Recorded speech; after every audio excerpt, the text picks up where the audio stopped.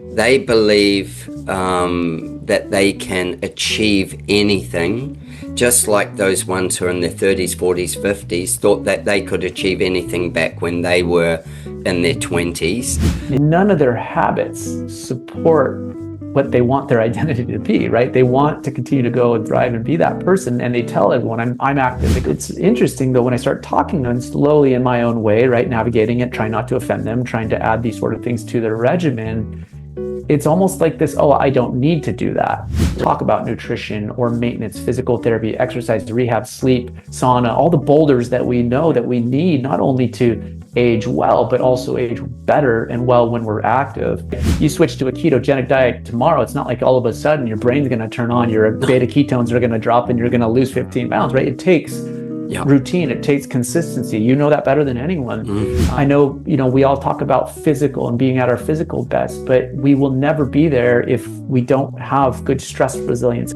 Welcome to Talk Design Podcast, the space where creativity meets conversation. I'm Adrian Ramsay, your host, and as someone deeply entrenched in the world of design, I'm thrilled to introduce you to the minds that inspire me, in the hope that they will spark something special within you too. From a design past crafting women's swimwear to pushing the boundaries of performance sportswear, from mountaineering to international yachting to implementing systematic innovation solutions that transcend boundaries in aerospace industry, my heart remains rooted in architecture and exploring the emotional tapestry woven by built spaces is my fascination. My journey in design has been what can only be described as a life of design. I want to thank you for lending me your ears. I'm eager to embark on this next episode together. My guest on Talk Design today fits into what I call my wellness edit, and it is Dr. Masi Reynolds. Now, Masi is an orthopedic surgeon, and he also is really heavily into regenerative cellular structure, etc., keeping athletes moving, and not just athletes, keeping people moving. And I want to dig into a whole lot of stuff. Now, I met Masi through a friend of mine, Mike, and they're in business together as well, so I'm going to talk a bit about that. But what I'm really keen to talk about is how we live a better life and what supports that. And as we're movers and shakers, and it doesn't matter what you do, but if you're physically moving in this life, then how can that be done better, and how can it mean that you can do it longer and live a better life by doing it? Masi, welcome to Talk Design. Oh, thank you so much for having me, Adrian. I appreciate it. And I have to say, I really love, I got a chance to listen to a few episodes before I kind of came on and gotten to know you, but also just love what you're doing, coming from that design space, but also the what you call it, the health, the sector of what you're doing, and some of the conversations, obviously, which I'm, biased towards listening to. And I really love this space and I love what you're doing. And thanks for having me. I appreciate it. Man, it's all my pleasure. One of the things I see is when in the house design space is that what we do a lot of is we do a ton of trying to make people's lives easier. And how do we create spaces that make them feel more joyful? And not everybody gets to live in a custom home.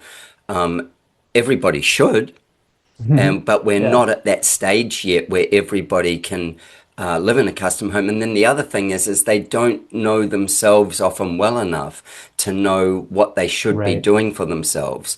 And what... I know people who built a home in their 60s and they made sure their bedroom was upstairs. And I'm like, why did you do that? And they said, because if we stop climbing stairs, we're gonna lose something in our life. And we're prepared for the hardship of the stairs over not having them because we know of our health, where we're conscious. And another client I designed a house for, and I remember saying to him, you're going to break yourself. So I've got to take the steps out of this bottom level because you go so hard at life.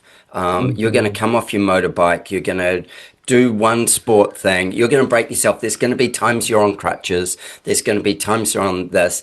And with the way you push so hard in life, I'm designing it so that you will always have the mobility around the house while you recover. Yeah, Like, absolutely. I because love it. Yeah. that mental thing, but making life easier is one Hmm. thing, but Yeah. making life softer and not being able to drive forward is that to me is the loss Yeah. of not being able to participate in it. Absolutely. And it's funny the connection there. I never really thought of it this way with your design background and how you just described how you approach it is in a way similar to how I approach injury and recovery with patients. And I think how I transitioned from being a very reactive practitioner, an orthopedic surgeon who fixes something that kind of comes in, whether broken or torn or arthritic, to me, transitioning into how do we heal better, into how do we even prevent that injury from the very beginning, to how do I empower my patients in my community to understand that they very much have a say in not only their prevention and their injury and their recovery, but how they move and how they physically show up in this space, right? And what I mean by that is, what does your habits look like? What are you doing? Like, how are you recovering? What does your mind look like? All the different things that all come together that we don't always think of as part of influencing how we show up in this space. And so,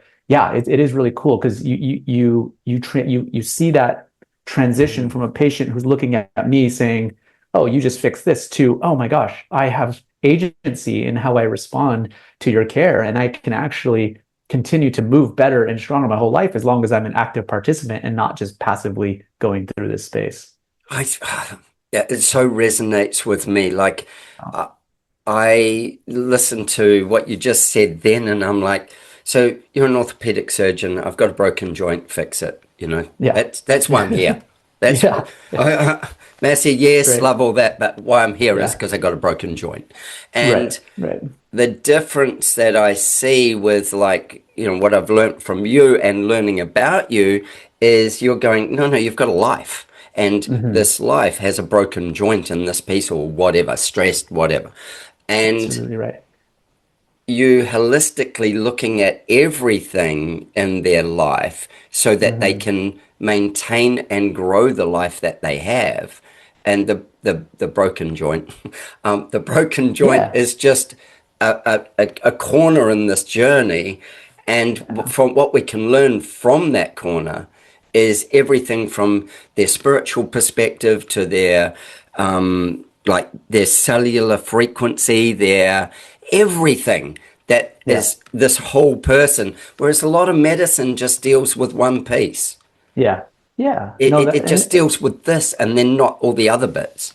absolutely right. And it isn't a knock on the system, but that's the system that I was trained and I was brought up in, to very siloed healthcare, right? I'm a right hip specialist. I'm a left kidney specialist. I'm a, Yeah, left right. ventricular valve heart specialist. Like, this is how I'm looking. So I'm viewing the human body through a very myopic lens, right? And I'm seeing pathology. Yeah, I can get an MRI or an X-ray of a hip and tell you that that's arthritic or that's torn or that's Uh-huh. broken. But when you zoom out and you take a whole lot of a look at the entire picture, then I often say your hip doesn't hurt for the reasons that you think it does, right? Yeah, And yeah, right. we may have an MRI of that hip that says you have some inflammation and some arthritis in it, kind of, et cetera. But in the very next room, I can show you a patient that has bone on bone arthritis that has no pain in his hip. Yep. So how is that true that someone can move around this world completely asymptomatic and have all of the modern imaging that says that they have pathology in their hip with no pain? And then I have a guy next door in the other room who has maybe just a little inflammation, early changes, and he can't even walk, right? Yeah, And right. you're asking me to replace this other guy's hip and he's doing fine, and you want me to touch this other guy who can't even walk. And so that's how I kind of got into this. I was like, wait, none of this makes sense. Like, their pathology isn't matching how they're showing up in this space. So what is it? Yeah, we do have to look at that to some degree, but what are other influencing factors and environmental things or genetic things, or maybe even some factors that the patients are contributing that are leading to the symptoms, right? Leading to their pain and discomfort. And that's what we talked about a little bit in the Yeah. past before, is that's that balance that I like to talk about. What is Yeah. their energetic balance? What is their cellular balance? What are they consuming? What does the environment say about them?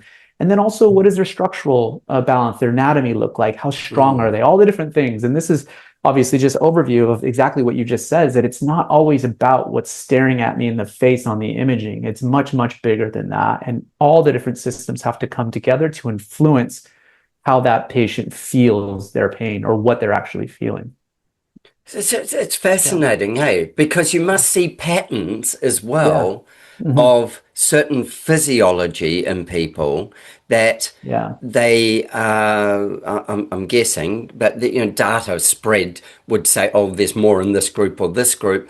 But Mhm. patterns where you go, these people with this, I don't know, physical makeup, maybe Right. they're Right. lean, or maybe they're squat, or maybe they're Mhm. like, I've got my great friend Hector. He is like, he's not as tall as me, I don't think, and I'm not Yeah. tall. And he is like just built, like built. He's like four Mhm. times my weight kind of thing, like Mhm. he can Right. lift four times my weight, Right. like he's built like that. He's never going to be a long, lean athlete but he can probably out sprint Mhm. a long, lean athlete. Absolutely. He's because he's got Yeah. so much power. Yeah. And this kind of like this point of people that come like that, where they're these just super muscular, Mhm. tight machines Sure. versus Yeah. somebody like my friend Ashley, Mhm. where she is lean and thin and really controlled kind of Mhm. athletic body. and Yeah. and you go, I go, so what happens between each one of those? We look Mhm. at extreme athletes, and generally their body has been morphed into a state because they've trained it in a certain Right. way, Right. morphed Right. into Right. a state that works in a certain manner. Mhm. Yeah. But we, like, I mean, you deal with these people. If you look across the athletic thing, what Yeah. fits where? Yeah. Yeah. Like, And I think, and I actually just had a conversation with a professional surfer yesterday post-operatively, and we were talking a little bit about this because it isn't a one size fits all model. And you're absolutely right. The same maintenance regimen, training program, adaptation, stress work with one athlete is not going to work for another. And his hmm, certain circumstance was that he is built. He looks like a linebacker, professional surfer from yeah, the North Shore, right. looks like a linebacker, but under the surface of that is fighting. We call it the hypermobility spectrum, the Biden criteria, but he has laxity in his joints. You would never guess it if you didn't take time to sit with him, talk with him, and examine him, etc. What does And laxity in your joints mean, yeah, Masi? so You just you've lost me. heard, sorry, yeah. So hypermobility. So you've seen people that when they Yeah, straighten their elbow, they can hyperextend. yeah. Same thing with their knees go backwards a little Hmm, bit. Double jointed is kind hmm. of The, the the term the that you common term. the Yeah. common term that you use.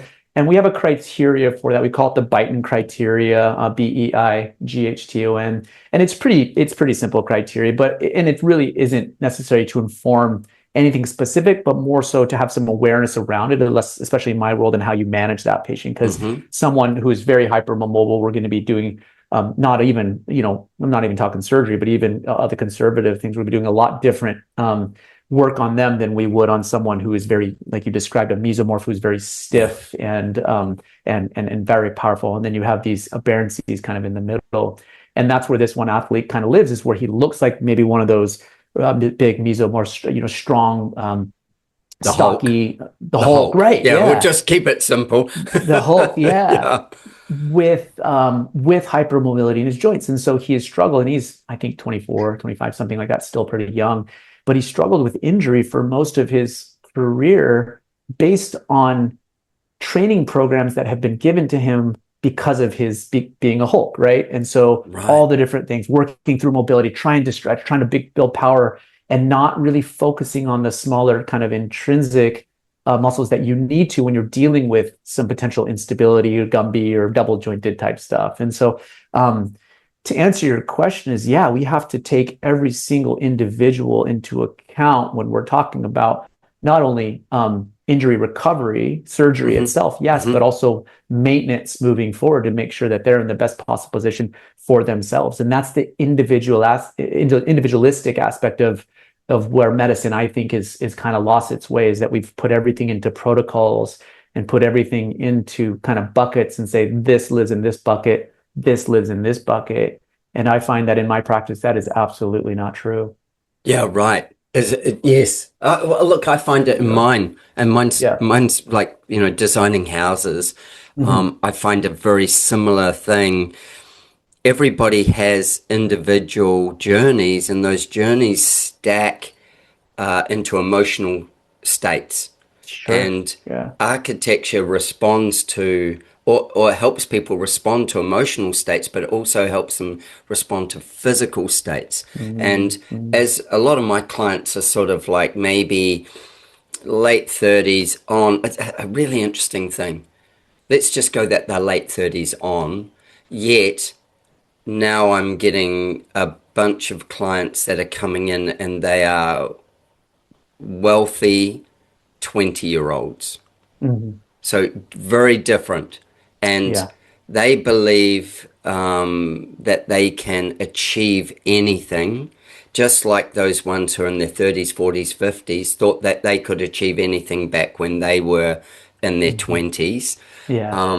The same mindsets there, but the ones who are in their 40s now or 50s now are very much more mobility focused in their homes and stuff. Whereas the Mm. work I do for the young ones is we're doing, gyms, and we're doing, I want to say recovery. It's not recovery centers. Yeah. That everything has a recovery element in Yeah. it Yeah. Maybe because like nowadays wellness. sports Yeah. does that. Yeah, but it's Yeah. like, Yeah. saunas, Sure. ice Yeah. baths, snow showers, golf driving platforms. It's Yeah. Yeah. like all these different things that they're going, hey, I want to be able to take self-control of having that in my home, and I want my friends and family to come and enjoy that with me Hmm. because I've got the means to build it. I want it to Hmm. become a community center in my own home for my Hmm. my chosen people, but Yeah. they're pushing forward. They're nowhere near the height of their limits yet. They're Right. nowhere near it. They know that, and they know that. And then you Hmm. get the ones who are sort of like going, oh, we always joke. I shouldn't really say this, but we have the dream home people, which Yeah. I Okay. do a lot Yeah. with the dream home people. I do the TV show. It's called Dream Homes Hmm. Revealed. I do all these things. They look at that as their last place they'll be in. Hmm. Now, that's a really interesting dynamic when you go, oh, that will be the last place I be in because Right. I've got the means to do it and build it and have it. But then they're Hmm. looking at it as an age and place Mm. as well. They're looking at the decline and choosing that they're going to be doing it in the Right. space. And this is this thing where the younger ones are going, yes, I want a dream home, but I know the dream's going to be superseded by another dream. Right. Right. Right. And Yeah. There's a next. yeah, there's a next dream because I know I Yeah. haven't lived long enough to dream it That's all right. yet. Yeah. Yeah. Whereas the other ones are going, there's a different mindset to it. I had a client the Mm. other day who said to me, I want to do, I want to, you to find me a piece of land that I can do 5 homes on over the next 10 years. And I'm like, right. And he goes, they're all my homes, but I'm going to sell them off individually. So in Australia, Mm. we have a thing where the only way that you can take non-taxable money out of Mhm. a property is it's your principal place of residence. Mm. And so he's Right. like, so we'll build a multi-million-dollar home there. It's got some really specifics about what he wants in it. And he Mhm. goes, and then we will live in it for a year or so. And then we'll build another one here, but we'll sell that one. And then we Mhm. can take untaxed cash out of Mhm. that one because it's our Sure. principal place of Sure. residence. Yeah. And then we'll go to the next one. We'll go to the next one. I said, so we need to find an estate that you can do this in, that we can make every house private, blah, blah, blah, blah, blah. Right. And he's like, yeah. And he's an athlete. He's Mhm. an athlete. He cycles, he races cars, he's just full on. His wife is a bodybuilder and a marathon runner and an athlete, and Mhm. they're athletes, and they're going, we know that we're nowhere near the end of our journey, but they're Mm. well in their 50s, or they're in their Yeah. 50s, and they're going, Yeah. yeah, we're nowhere near at the end of our journey yet. Right. Right. Right. But they're looking, and then I'll see others in their 50s who are just, make it so I can have a wheelie walker, you know? Yeah. And I'm like, Yeah. oh, you know, like, where's that fit That's in the exactly whole right. thing? And that bucket thing of each person has a different need, a different emotional state, a Hmm. different outcome they're looking for. Hmm. What I see is a lot of the older people are limiting what they think they can do, Hmm. probably even from their 40s on. Hmm. Yeah. I have this laugh when, I say a laugh, a quiet laugh to myself. When somebody says, I'm a tennis player, for example, and I go, oh, Hmm. okay, cool. Like, you know, so that's your sport, and they're like, yeah, I'm a tennis player. It's part of their identity. Yeah. And I'll say, well, so with tennis, well, you know, what were the big, you know, what happened? What was the big moves? And they'll go, well, at school, and I'll look at them and I'll go, school was 25 or 30 years ago. I'm Hmm. interested in the gap. I don't say it like this, but I Right. am Right. only interested in the gap between school and now. Yeah. Yeah. Exactly. What's happened this time? So, yeah. And No. people saying, "Oh, I can't do that anymore." Yeah. Yeah. Yeah.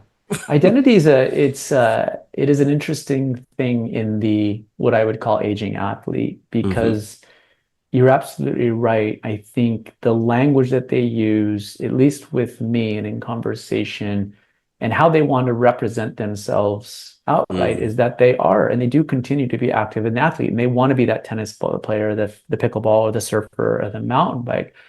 But when you get granular with them, none of their habits support what they want their identity to be, right? They want to continue to go and thrive and be that person, and they tell everyone, "I'm active." They come in, "Oh, you understand me? I'm active," and I start probing because I want to understand them Yeah, too of as course you well. need to. Yeah, I need to understand them, but they have pain in their shoulder, and we're talking about rehab and maintenance and stretching and diet, nutrition, and all this stuff, and none of those boxes are checked. And when I start, it's interesting though, when I start talking to them slowly in my own way, right, navigating it, trying not to offend them, trying to add these sort of things to their regimen, it's almost like this, oh, I don't need to do that, right? It's Yeah, almost right. like there's this resistance in an interesting way that they don't feel like they need to talk about nutrition or maintenance, physical therapy, exercise, rehab, sleep, sauna, all the boulders that we know that we need not only to age well, but also age better and well when we're active. And so that's always a tricky thing for me when I have someone that has this identity of being an athlete, but by no means are they even behaving like one at all. And so that's always a tough one to navigate as well. And then you have the ones that are the opposite, who are you come in and I'm taking notes from them, right? They're doing this, Yeah. this, and this, the nutrition, they're getting their blood work, they're doing all the things possible. And it's there's an obvious difference to those who are maintaining and taking care of themselves at a cellular level versus those who are just continuing to hold on to that identity and not really working towards keeping Mm. themselves physically going. So yeah, The whole thing fascinates me, and you it's know, so mind driven, but then you can only drive so much with your mind without actually physically driving. yeah, You've got to no, shift mental yeah, to right, physiology and no, and physiology to mental. absolutely. And I say that's first, like having the gas in the tank is number one for me, right? I know in our communities, most of our friends and community and patients of mine, at least, do have that gas left in the tank, but it's much harder to manage or help someone, like you said earlier, who doesn't have that drive or that energy to continue to keep going and it's kind of just cashed it in physically. So, So with that piece, you know, when you look at it across this bigger spectrum, um, I see the thing where they're supporting themselves in some ways and not in others. And you know, we met via my friend Mike, mhm. and Yeah, you know, you're in business with Mike, and with that, it's a performance athlete driven business. And mhm. I'm gonna. It was talked about on Rogan, so I'm going to play a clip from Yeah, Rogan, yeah, and yeah, I want to get the understanding of how, once we've done that, I want to get the understanding of how you became a part of this and sure. then what you brought to it, because Hmm. it goes all the way back to how we live better, Right. constantly living better. Let's see if I can pull this clip up Yeah. and play it. It's always nice to have Rogan on my show. I like that. It's nice to be on Rogan too. Yeah. Yeah, Joe, thank you so much. Thank you. Thanks for having me, Joe. Yeah. Here we go. Thank you, Joe. Hey, good to see you, brother. What's happening? You know, back in the seat. What's this box? This is the best supplements on the planet. North Performance. Dr. Masi. Do you know him? He's a Stanford doc. He started the company. I'm involved. I'm getting, heavily involved in the ownership of it. It's you take it a day, like one satchel. It's got all the shit. Oh, so it's like a pre-pack? It's a pre-pack. Ooh, I like pre-packs. Yeah, one and done. I don't like to think. Exactly. Give me pre-pack. Yeah. It's just, it's more for the person who's like wants to excel in training. So it's got all the amino acids, your creatines, all of MNN. it in one supplement? It's big. You'll see. Let me see. Pull that bitch out. Let's go. It up, Let's baby. fucking go. By the way, this is not an ad. I mean, I guess it is for Scott, but it's like, well, I know you're involved this. in your AG. I know, but I just want people to know that, like, yeah. But that's I cool. talk about cool shit regardless of whether or not it's an ad. Because there's a lot of volume here. Yep. Obviously, there's a lot of stuff. Like, if you took every vitamin that I take every day and you busted them up and put them into a powder form, it would be like this. And that's the biggest thing, right? Like efficacy and quantity. You need the right amount. Do you just mix this with water? Is that how you do it? Yep. Mix it with a big water, and then you just don't have to think about it. Because I was doing so many a day, right? As you probably are. Yeah. It's like, oh, dude. Yeah. I ran out of that one. Oh, I got to wear that now. Okay, so for people at home, what's the name of the company again? North Performance. North Performance. And is there a website they can go to? Yep. We're just launching it. It's going to be on subscription based. Come to your house every month. Oh, Don't have to think about it. Oh, I like not thinking. Yep. You got me hooked already, son. All the things, volume. So I'm believing in it. Yep. When I know if you're a very reputable and ethical guy, I know if you're involved in something, it's going to be legit anyway. So that's cool to know. And thanks for these vitamins. Man. I'm gonna take them. I'll tell you what's up. North Performance. That's what it's called. That whole piece of having Scotty Eastwood on Rogan. Tell me about your relationship with Scott Eastwood, and he's an athlete, he's an actor. He does these things. Tell me about that, and then how you and the other guys formed this idea of having this company and how it supports people. It's all yours. Go talk to me. No, absolutely. I mean, first off, Scotty's a connection through Mike and via a couple other people, Mike being the CEO, and I can go into our history a little bit right there. But Scotty, I'd say, lives every bit of what North Performance embodies. I know, he's an actor, but also just is charging. He's out there surfing.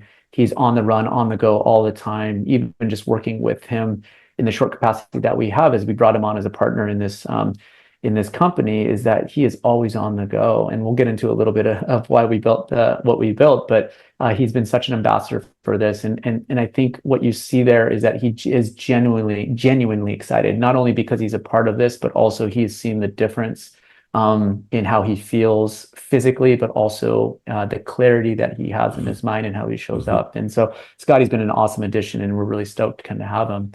But Mike, Lucas, and Yuri Kurup, Paul, Oliver, and myself are the four founders. And it started, I take care of better part of the surf community and really enjoy doing that. I also travel and surf a lot myself and spend a lot of time on Tavarua, where my brother-in-law lives. I also volunteer there as a physician on island. And so I've been going back and forth for a long time. And through that, met Yuri Kurup, who is a COO of North Performance, and connected me with Mike Lucas. And a true waterman. A true waterman, amazing. His background is incredible. Special forces, but I mean, both of them. I couldn't speak, not just because we're doing it. I couldn't speak higher of either of them. Just amazing humans, and really learning a lot from my perspective where I am professionally compared to they are. They've been awesome mentors for me. And so when Indy, who I know injured her knees, she actually had bilateral lateral meniscus tear. So she tore both meniscus on. She tore her outside meniscus on both knees. Was looking for procedures in Australia. I think that Yuri had reached out to Mike, or there was conversations in and around, me and the athletes that I'm taking care of. We should just preface this. Yeah. Indy is Mike's daughter. Yeah, She's 16 years old. Yeah. Her nickname is Kid Rock, and she is an incredibly intelligent young woman. She's insane. Yeah. I've sat with her, and the question she asked me, I'm like, whoa. That's a really good question, Indy. And not and she's talking to me in the design field. She's not in the design field. She's a 16-year-old kid at school, but she is a charger. She's in the skate bowl. She's in the surfing. She's a charger. She'll jump off a cliff on a snowboard. She has got balls way bigger than mine. Oh, for sure. She's and as her doctor and as her surgeon, she scares the shit out of me, to be honest, as well. And I take care of some gnarly Red Bull athletes, and she is like next level. And I agree with that. I met her when she was 14, and I as soon as I met her, I was like, this girl's just next level. Both, like you said, mentally intelligent. She's a sweetheart of a human, and just an absolute hammer out there on the mountain and in the water and what she's doing. So Mike, obviously been dealing with his knee for a long time, jokes that he sent Indy out to see me for her knees as a trial to see if to see how I take care of her. Take care of her. And no one else would do bilateral knees at the same time. And I understand that's a difficult just explain thing to do. that. Yeah, so both knees at the same time. Yeah. So the meniscus in our knees is our shock absorber. It's one of our cushions. We have one on the outside that we call the lateral meniscus, and then we have one on the inside that we call the medial meniscus. And sometimes through compression and you injure that padding in that cushion. And especially in a young athlete, if you don't address that, one, they won't continue to participate in sport at the level that they are accustomed to, but two, they have the chance of developing bigger issues down the line. And so most often than not, you typically stagger them. You do one knee, left knee first, or right knee, whatever. And then 3-4 months later, after it heals, you do the next knee. And Indy and Mike well enough that there's not a whole lot of patience there in waiting and going, right? And so it's like, are we ready yet? Can we go yet? Yeah. Can we go yet? Yeah, exactly. Yes. Can I charge tomorrow? I'm like, your surgery was yesterday, So that's why I'm asking. Can I do it tomorrow? I'm giving you today off. Exactly. I'm full recovery today. Exactly. So, but in my situations in dealing with athletes in general, I'm very accustomed to the conversation around what I call therapeutic windows, meaning we're working through timelines and slots. And sometimes in the sport world, we intervene earlier than we typically would want based on contracts and getting someone back to sport. And sometimes we hold out longer to get an athlete through a season, right? Put Band-Aids on there to make sure that they fulfill their contract financially, they're taken care of. And then we find a window to kind of treat.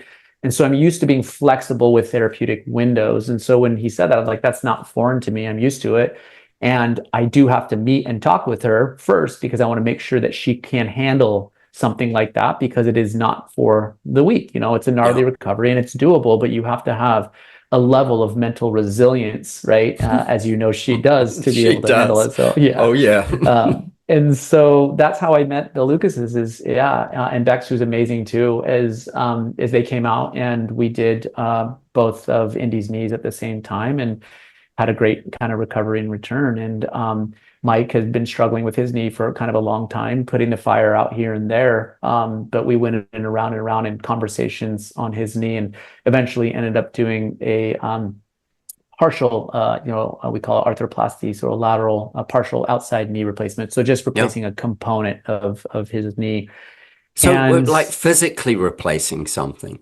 Yeah. So, resurfacing is really what we do. Yeah. So we just take and shave off the little bit of bone and the cartilage on one side of the joint, and then the same thing on the other, and then have a polyethylene spacer kind of in the middle. So it's less. It's I'd say it's what we call a bone conserving procedure. So we're removing less bone in there. It's less invasive. It still is a recovery, but we're not chopping off the end of the bone or anything. Not like my total knee replacement. Yeah, exactly. Yeah. And in the recovery of that, you tell Mike to do something, he's going to do it, and he'll, figure out whatever he needs to do, whether it is building the home gym, whether it is diet, kind of whether it is nutrition, whether it's red light, sauna, cold plunge. He's kind of all in, and he's very disciplined and accountable with the things that he needs to do. And so in his recovery, we were talking a lot about nutrition and supplementation. And as you know, he's on the go a lot. And Yuri entered the conversation.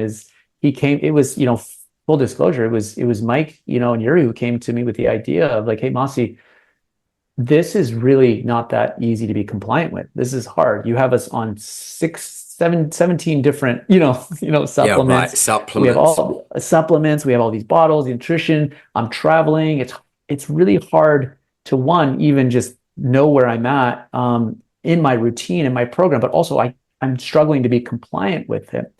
And in my space, I'm not a supplement expert per se, but I do understand that we need consistency with everything, right? You switch to a ketogenic diet tomorrow, it's not like all of a sudden your brain's going to turn on, your beta ketones are going to drop and you're going to lose 15 pounds, right? It takes routine, it takes consistency. You know that better than anyone. And so in the supplement world, the same thing. And what we see, and research supports it, is that the majority of the reasons supplements don't work is that it's difficult to be compliant with it, or patients aren't compliant with it. And so he came to me and he said, all right, is there a way that we could potentially get as much high-powered ingredients as we can stack into one pill or one powder that is easy to take and easy to travel with? But literally what Mike came to me is like, how can we make this easier? Can we just stick it into a pill? And that's how the idea of North Performance was born. Is we went to the drawing board with it, and I brought everything I knew about injury, about recovery, about maintenance, about cellular health and metabolism, about mitochondria, about gut, brain, liver, connective tissue, joint, all of it, and together. And that's literally what I did. As we looked at, I worked with Dr. Rob Hildahl. He's a muscle physiologist, a tenured professor in Utah, and Factory 6 in their R&D team. And I said, you should have seen them. You should have seen how they looked at me when I brought them this list of stuff of what I wanted to do. And what I ended up doing is I grabbed at high doses, the most high-powered ingredients that we can come up with that I've seen in my world that benefit. And I decided to categorize them. I said, if we put these all into categories, where would they sit? And how could we potentially bring them together? One of those little pill boxes that your grandmother uses. It's like you filled each hole. Exactly. Of the pill box. Gotcha. That's exactly right. And then I go to them and I say, turn this into a pill. And not only that, Mike's idea, no, it needs to be an effervescent tablet. I love Mike. Yeah, just make it happen. I'm like, we can't make that happen. No, make it happen. No. He's a bit like Steve Jobs in that way. Love it. It's did you say, we can't make that happen? Well, just work out how.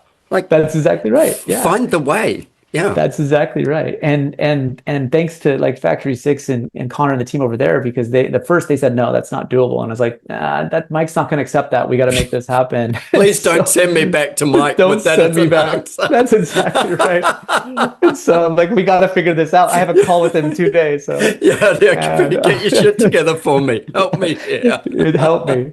And so that's really how it started, is putting together these ingredients, compounding them in a way that they fit into 2 large effervescent tablets that literally you could just drop in your water in the morning, 5 minutes or so, it dissolves, and you have the majority of what you need on a daily basis to show up in the best way possible for whatever the world is. From brain to physiology. From brain, yeah. So what we ended up doing, so if you take all, and I know you supplement as well, you take good care of yourself, but in general, if we look at all of the supplements out there and try to categorize them into specific categories. I think we started with like 15 or 16 categories. We could even consolidate and aggregate even more, is that we came up with what I call our 7 core cellular domains. And so each one of the supplements kind of fits into one of these domains. And the first one is kind of cellular power and mitochondrial health. Like, we understand that the building blocks of everything in our body happens at the mitochondrial and the cellular level. So you've heard of things like NAD, right? Like NMN, PQQ, spermidine. So these increase our mitochondria. They also help get rid of our old and that clean out the old cells. Clean out, exactly. We call that autophagy, and it helps power these little batteries we call mitochondria. That's the PQQ and the spermidine as well. And then we have, especially for the community that we're going after, we have a domain that's called the performance in the recovery. So that's going to be our beta-ines, our HMGs, so our magnesiums, our calciums. So, a lot of the electrolytes that we have. Gut, and I kind of explained why we did this, but gut microbiome, we understand that they plays an important role, not only in how we digest, but how we think about it as a second brain. And we think that the majority of the inflammation and the things that we struggle with on a day-to-day basis are because we don't have a balanced gut. And is that because of what we're eating? Yeah, it's a combination of drinking. Exactly. What we're eating, what we're drinking, what we're exposed to, what the soil looks like in the environment, but also what is the microbiome? What are the specific bacteria that's going on in our gut? Is it serving us, or is it causing inflammation and pain? And so that's a domain. But also, I know, we all talk about physical and being at our physical best, but we will never be there if we don't have good stress resilience, if we don't have good brain health and mood. I know we were talking a little bit about that. That's your number one right now. How do I continue to improve my brain health? Brain health. Yeah. Nootropics. How do we support that? That's not cutting edge. That's real. And that's why it's so popular right now. So improving our brain mood and stress resilience. Cardiovascular, cardiometabolic, and antioxidant support, getting blood flow, vascular system, getting all that working good. What I say, getting the piping working really well. Cleaning the plumbing out. Cleaning the plumbing out. And then in my world, I always talk about it, just because it's my specialty, is joint and connective tissue. How do we keep our physical structure healthy and strong, our exoskeleton, our muscles, so that's the joint and connective tissue domain. And then finally, hydration and electrolytes, right? We understand it, and we used to, think drinking water was hydration, and that's not true. We need to replenish the electrolytes that we're taking in. And so that's what we decided to do is really hammer at a very high level with full doses, with the best ingredients, and nail every one of these domains. And my thought was, and I say thought because this was all theoretical. I had no idea. I'd never tried this stuff. This is just how I thought it would work. This may be how it works. Yeah, this may be how it works. My thought was, in the spirit of discussing about siloed healthcare and how we kind of manage things through just looking through a keyhole at a specific systems. My thought is that if all systems are working together at one, then each individual system is going to behave better, right? And I see that every day in my practice when you see that in your own children. And you see that in your own children, absolutely. Yeah, it's like around us all the time. We see it with plants. We see it in nature constantly, and how plants even adapt to their environment. Yeah. Depending on whether they're getting enough nutrients or not enough nutrients, the size, 100%. The whatever, the wind, if it bends them over, the gloss on the leaf, it's like the gloss on somebody's hair. It's like it's around us. We just don't observe it enough. Yeah, exactly. And I see people coming in, I'm taking this supplement for my NAD and MN, blah, blah, blah. And I'm like, well, your gut health and your joint health is terrible too. And this, it's like, why aren't you managing and treating that? And so the goal was say, okay, if we can enhance at the highest level that's possible in an easy to take, obviously, supplement, if we can enhance all systems at one time, then we can actually move the needle on health, move the needle on how we feel, how we recover, how we, our brain health, like you were saying, how our joints feel. And I would tell you, full disclosure, and I can admit this, is that it was an accident. It was in a way that I'm so surprised with the feedback that I'm getting on it. And the reaction to it has been way more than I would have ever even imagined. And we're testing it, and we had been testing it on the highest level athletes who really are at that, level where you can get honest feedback, because they're like Formula One race cars, right? I was about to say, sensitive too. They're very sensitive to everything that comes across their purview. They are the performance machine. Yeah, absolutely. And they have a high expectation of how it will behave. They know that they don't have a car that they can hop out of and just jump in another one if they crash that one. They are the car. They are the car. They are the car and the driver. And they have so many measuring sticks, so many metrics, whether it's time, recovery, I could bounce back here, I couldn't do this. They're so in their body and in their sport that anything that potentially bumps them one way or the other, they notice it very, very, well. So, yeah. So do you think that the happy accident of Happy accident, that's a good way to put it. Yeah, you put these all together in an effervescent pill. Thank you, Mike. Yeah. You put all these pieces together, and the fact that they work so well is because of the overall point of how you approached it by breaking it into the 7 zones. And then, I think of this thing, somebody says to you, oh, are you taking X? Oh, well, if you're not taking X with X, then that one doesn't work. You'll just pee it out. And it's like, what do you mean I've got to take this with this? That's well, but what does this one do? It stops you peeing the other one out. It's this thing of how it's so complex, and yet there's big chunks that there's rules around. Right. This works better with this at this time. It's is it that thing you eat? I'm a keto person. You eat protein before you eat vegetables. I think that's one of the rules.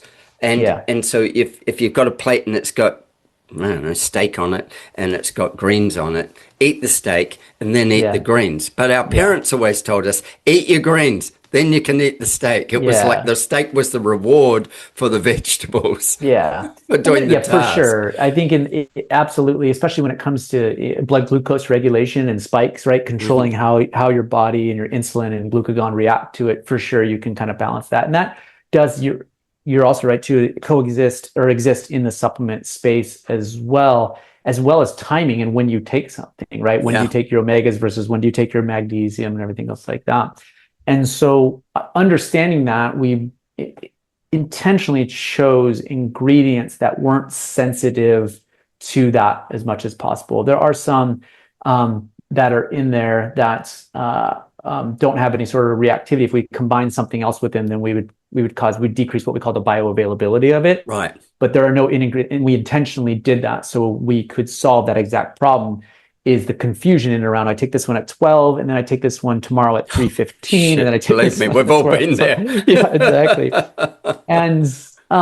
And I think the happy accident is it's a combination of, I believe, making sure that we fulfill the entire it's domains, spectrum. But also the spectrum, but also at research doses, meaning actually putting in the doses that have the studies that behind the support that they actually work.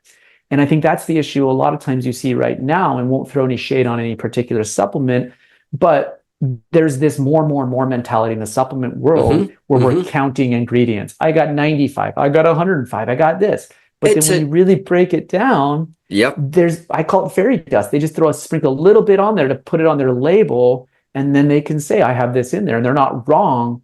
But how is that actually affecting physiology? And so, kudos to Mike too as well. And I felt the same way. If we're going to do this, one, we're going to have as much science behind it, but two, we're not going to put anything out there that doesn't have recommended daily, doses on it or clinical dosing on it. And so I think that is part of it as well. And then the third piece, at least the feedback that I'm getting, and I know how I felt on it, is the ease of compliance, right? Every day.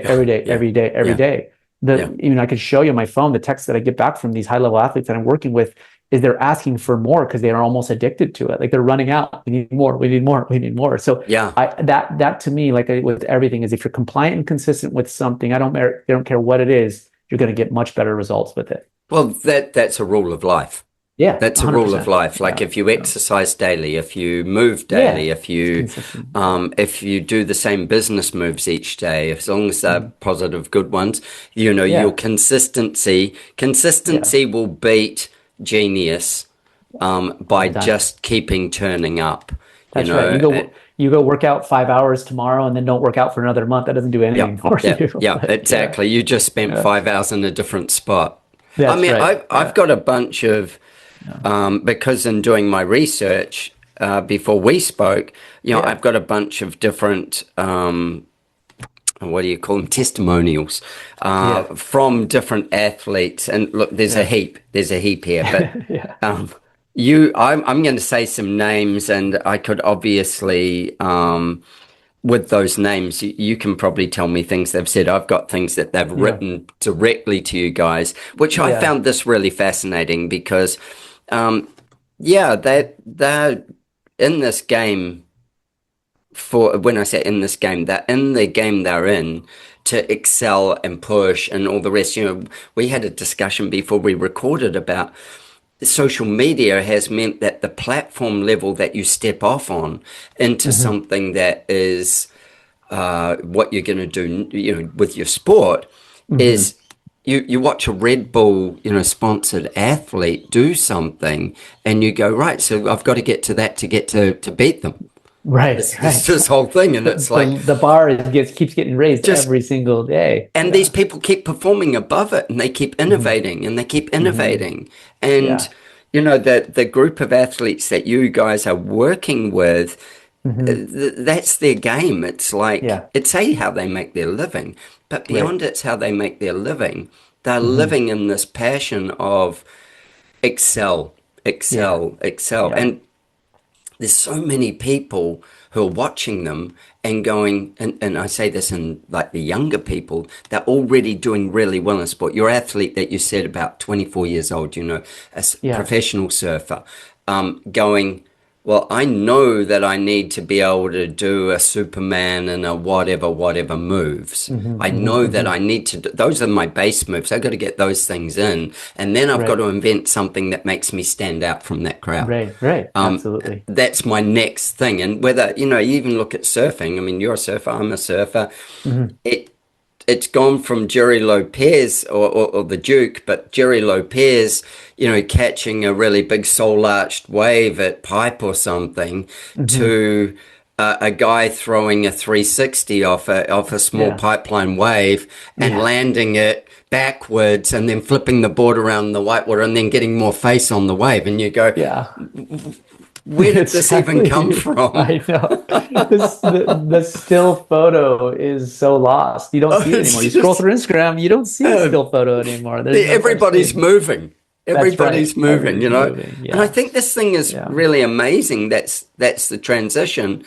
And to be in all that movement, this is one of the things when I first was hanging out with Mike and he's talking about what North was doing, was this thing of we're all moving, and you know, the people that are in my eco-structure, and certainly in your business and eco-structure, are all people who are in movement. They're all in movement. There's nobody that's just sitting in a chair. And if they are, they're doing some trick while they're in there, you know, like the chair's just a tool to do something else special. That's right. Yeah, they're hopping off a cliff with the chair. Yeah, that's it. They're doing something they shouldn't be doing. That whole perception of how we behave and how you attract like energy, and you want to be around people who behave like that so you can hang with them, so you can do things with them, so you can be excited by it.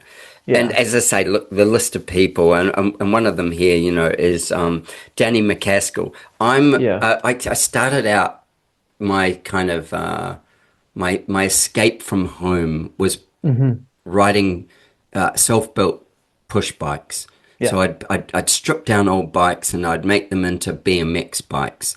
And then there was BMX racing was just starting. And, you know, I was doing all kinds of tricks on my bikes and doing all these things. And then there was no mountain bikes at that point. There were, because I had some bikes that I'd built that were bigger that I used to ride down the hill where they had big wheels, not small wheels. And I would ride those down the farmland that I lived around and put them over jumps and through trees and stuff. But then I had my BMX style bikes as well. And I know taking part in early BMX races as well, like, you know, this whole thing over jumps and through whoops and all these pieces was just, that was me. And I used it as an escape to get out of the house. It was my escape from reality of living in a home. Interesting. It was my getaway. And so I became really proficient at it. And then now I look at these guys and I go, oh my God. I got to proficient, meaning I could stay on it. But it gives you a deeper, it gives you a deeper appreciation for what it takes to do that too, right? Like it's, yeah, like the 100%. more you know, the more you realize you don't know when you see these guys doing that. It's incredible. So, the levels they're playing at. Yeah. And like, you know, as I say, Danny McCaskill, his mountain biking prowess is just incredible. Oh, and yeah, so talented. When you get to work with somebody like that, tell me about that kind of journey of what's that like? What do you learn from them? I'd say what I love most about taking care of the elite athlete in general is, of course, I have a deep appreciation for what they're able to do in their discipline and their sport, but it's what goes on behind the scenes, right? Especially nowadays, different than what surfing and biking and extreme sports were even 15, 20 years ago. What I mean by that is the intention to be able to show up and do it every single day mentally and physically, and the preparation that kind of goes into that. And yes, unfortunately, I do see them at their most vulnerable, which is a really, you know, I'd say I have a lot of responsibility in that space because they are vulnerable.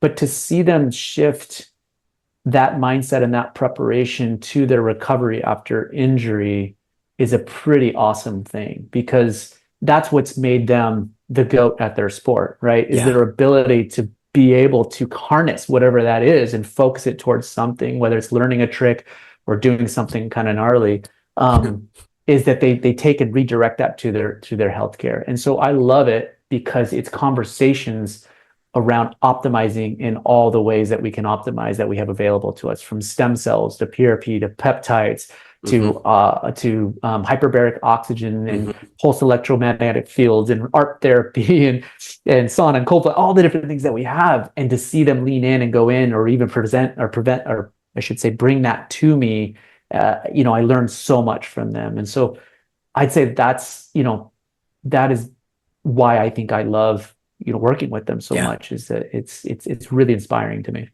Well, and they're finely tuned. They're finely tuned, so they can. It's not accidental. Nuances show up. Yeah. We see the clips, we see the YouTube, we see all this stuff on Instagram. But you're right; it's intentional and finely tuned, and the work behind the scenes to get there was very intentional. So that's I know different levels of clients that I work with when we're designing their homes. The ones who know themselves best are the ones that I learn the most from about human behavior.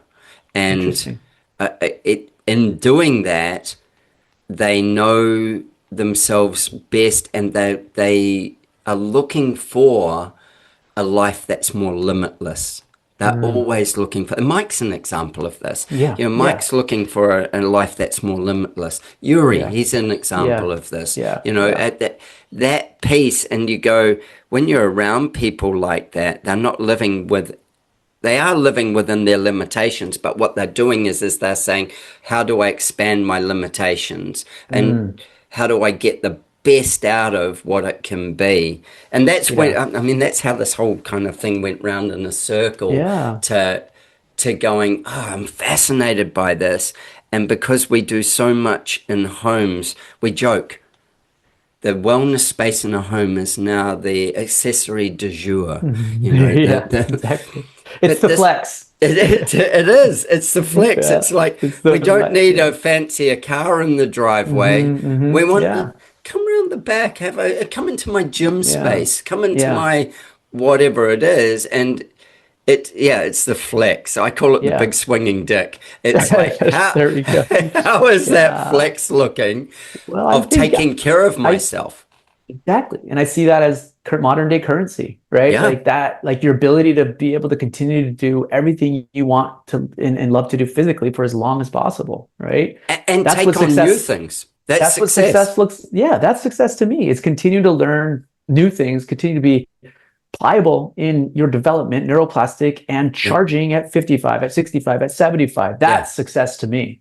Don't die. My motto: die trying. You know, like die trying. We talked about this thing before about like for me, I surf and I ski. Those are my two main things. I love to hike. I love to do all those things as well. But like mine is, as I said to Masi, I can come down the mountain one day and I'll be standing in the lift queue and I'll just drop dead. That's fine by me. That's how fine I by want me. to go. The trauma that anybody else has, that's fine. That would be the gentle way. The other way would be I make a wrong turn and I have to free fall for a bit, but that's fine by me too. All I ask is, can it be quick? That's right. I know. I get clamped in a barrel and then the lights go out. That would be perfect for me. Exactly. Yeah.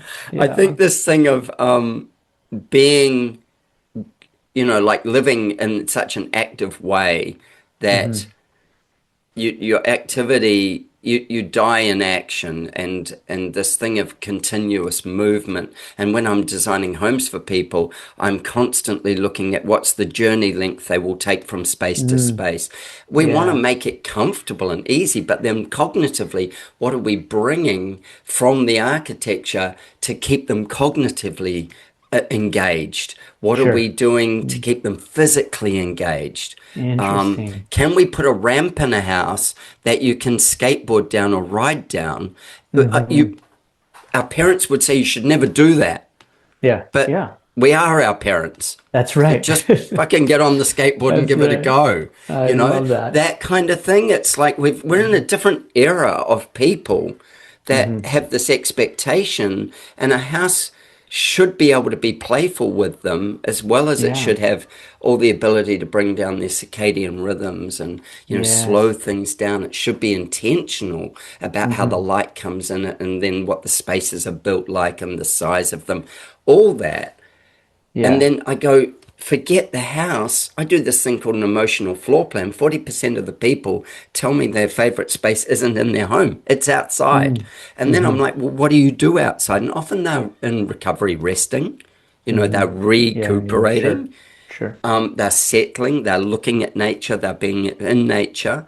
When I push them on those things, they will tell me about the sporting things that they do, how they're physically active, whether that be walking their dogs or running or doing marathons or road cycling or mountain biking. They will have a list of things that they do. And, you'll get, depending on where they live, you'll get surfing, you'll get, foiling, you'll get all these different levels of what surf is. If you took the Duke back in the 60s or 50s, I think it was 40s, 50s, and you showed him somebody now kite foiling on a 30-foot wave, he'd be like, oh, you did it.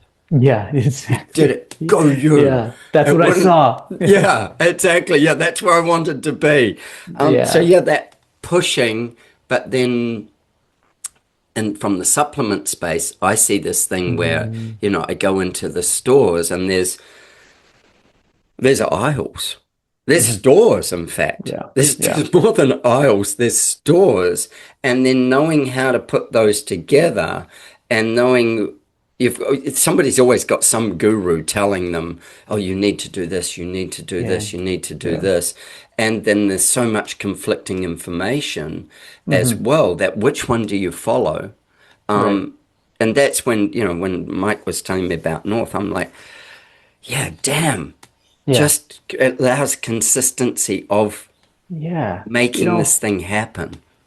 I feel like with the amount of information, and I think it's a good thing that we know so much about the human body, we know so much about healing, we know so much about recovery and maintenance and cellular health. The problem with that is that I feel like we've overcomplicated it and muddied the waters with what we should be doing, and everyone has a little bit of different opinion on it. And I'm not saying these esoteric one-offs and things are wrong, and that we shouldn't be looking at labs and doing all this stuff. That is obviously very important. Yeah. But if we don't have our boulders in the bucket first, then nothing else matters, right? Like, get the boulders in there. How are you sleeping, right? It doesn't matter what supplement takes. If your sleep cycle is terrible, it doesn't matter. Are you exercising? Well, it doesn't matter what supplements you take for your gut health or for your recovery or joint or everything else, like if you're not exercising and training regularly as well. Yeah, well, you just take them in and pee them out. Like if they're not getting used, They're just That's going through. It's 100%. just expensive pee. Yeah, exactly. And then what does your diet look like too, right? So this isn't like oh, here, take North and then you have all that. No, it's like, let's get the boulders dialed in. And I consider North or Boulder too. It's like, yeah, it has the majority of what we need, but there's certain things that it doesn't have. And it's like majority of us aren't at that level where we're taking pills every hour throughout the day. Most of us just need, need something, right? And so that's high powered ingredient and going. And so to kind of respond to that is yeah, I think that a lot of people are looking for those custom plans, which I agree with, when they haven't even settled the boulders, which is they haven't got the basin. They haven't got the basin. Yeah. And so that's the whole idea behind North as well, is it helps you, it helps us, I should say, simplify the base, right? That's why we call it foundation. This is your foundation, right? And then you can build on this. If you are a supplement person, sweet, you can take your lithium, you can take this kind of later on. And I'm not saying those things aren't great. I'm just saying, let's get our base, let's get our foundation solid first, and then build on that. I love that. I think, and look, I've got like a whole bunch of testimonials that the guys have given you, from sort of like, well, as I said before, I could read them, but I'm not that good a reader.